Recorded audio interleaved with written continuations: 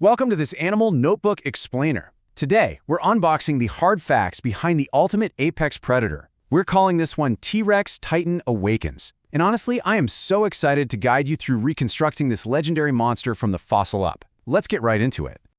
I mean, just look at this magnificent creature. We're going to rigorously investigate its biology, its behavior, and its dramatic demise. Oh, and definitely stick around until the end because we're going to tackle the top 4 T-Rex FAQs that everyone, and I mean everyone, always asks. All right, so here's our roadmap. We're starting with the tyrant lizard king. Then we'll look at the anatomy of a killer, explore its diet, behavior, and intelligence, dive into its extinction and bird legacy, and wrap up with those top 4 T-Rex FAQs. Okay, Section 1, the tyrant lizard king, scale and origin. We've got to begin with the foundational stats of Tyrannosaurus rex. The name famously translates from Greek and Latin to exactly that, the tyrant lizard king. And believe me, the data proves it absolutely earned that crown. When you look at the scale, the numbers are just staggering. This beast dwarfed almost everything around it. It stood up to 13 feet tall just at the hips, reached an incredible 40 feet in total length, and weighed an estimated 8 to 14 metric tons. To put 14 metric tons into perspective for you, that is roughly the weight of 2 full-sized African elephants combined into a single, 2-legged, hyper-predatory package. Insane, right? Tracing its timeline, the T-Rex ruled the subtropical coastal plains of Laramida, which is what we now know as modern-day Western North America. It first popped up about 68 million years ago in the Late Cretaceous Period and basically reigned supreme until the KPG extinction event 66 million years ago.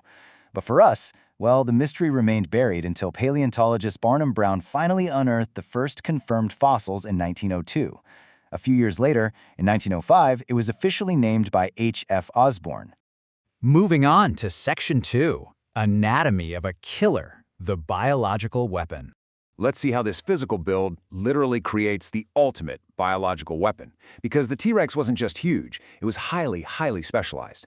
Just look at the sheer engineering of this animal. Check out that 5-foot massive skull. It's built super thick to withstand immense mechanical stress. And notice the eyes. So unlike a lot of dinosaurs with eyes situated on the sides of their heads, the T-Rex had forward-facing eyes. This gave it stereoscopic, binocular vision, with depth perception comparable to a modern hawk. It was perfectly designed to lock onto and target prey. And man, once it locked onto that prey, the attack was completely devastating. The T-Rex possessed the strongest bite force of any land animal in history. We're talking an estimated 8,000 to 12,800 pounds of force, which translates to a massive 57,000 newtons. Compare that to a modern crocodile, which taps out at roughly 3,700 pounds. Powered by 60 banana-sized heavily serrated teeth, it didn't just strip flesh. No, it could easily pulverize solid bone to get to the nutritious marrow inside. So, Section 3, Diet, Behavior, and Intelligence, the Apex Lifestyle. The crucial question here is, how did it actually use these devastating weapons day to day? For decades, there's been this fierce scientific debate.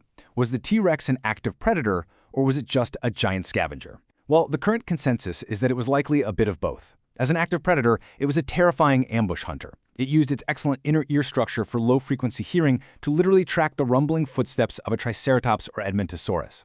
But as an opportunistic scavenger, it also possessed massive olfactory bulbs. That meant it could sniff out decaying carrion from miles away for a super efficient free meal. And you know, they weren't just mindless, cold-blooded reptiles like people used to think. Current evidence strongly indicates these were warm-blooded, endothermic animals. They had surprisingly large brains for their body size, which points to complex behaviors. They even went through these massive teenage growth spurts where they packed on up to 5 pounds of weight a single day. There's also a very plausible hypothesis that they exhibited social behavior and maybe even some level of parental care toward their young. Which brings us to Section 4, Extinction and Bird Legacy, the Fall of the King. Obviously, no terrestrial reign lasts forever, right? Despite their absolute dominance on land, the tyrant kings ultimately faced an unstoppable force from above. About 66 million years ago, a massive 10-kilometer asteroid slammed into the Earth near modern-day Chicxulub. Combined with intense volcanic activity from the Deccan Traps, this triggered a severe impact winter. Dust and debris completely choked the atmosphere, blocking out the sun globally. This caused a total collapse of the food chain, wiping out roughly 75% of all species on Earth. But this brilliantly illustrates the ultimate twist of the story. The T-Rex belongs to a specific theropod clade called Coelurosauria. And get this, incredible molecular studies of preserved T-Rex soft tissue and collagen have actually shown that they share closer molecular similarities to modern chickens and ostriches than they do to modern reptiles. So, in an evolutionary sense, their lineage actually survived. All right, Section 5. Top 4 T-Rex FAQs. Uncovering the truth. As promised at the beginning of the explainer, let's wrap things up by uncovering the truth behind the questions everybody asks. First up, the highly debated feather question. Did the giant T-Rex actually look like a massive fluffy bird?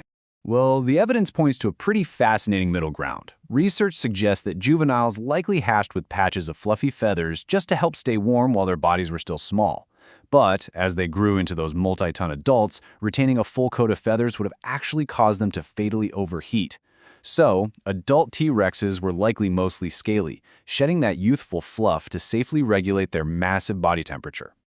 Next up, FAQ number 2. What was the deal with those famously tiny arms? I mean, at barely 3 feet long, they look almost comical on such a huge frame, don't they? But while they were small, you definitely shouldn't underestimate them. Those arms were heavily muscled and tipped with 2 very sharp, fully functional claws.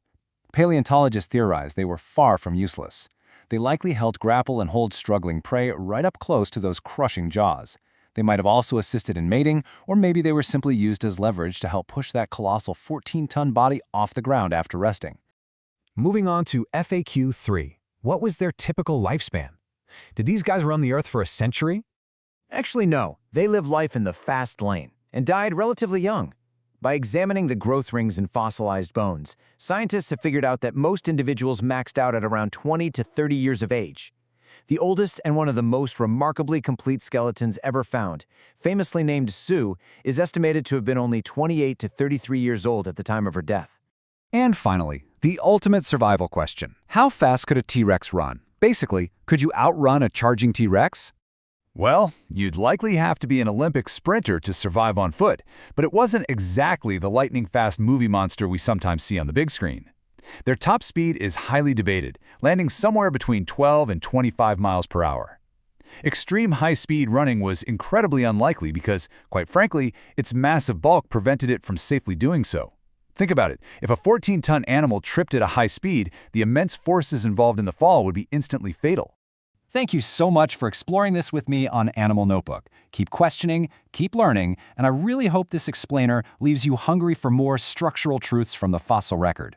Because the next time you look at a pigeon on the street or a chicken on a farm, I want you to look closely and ask yourself, are you actually staring at the living legacy of the tyrant lizard king?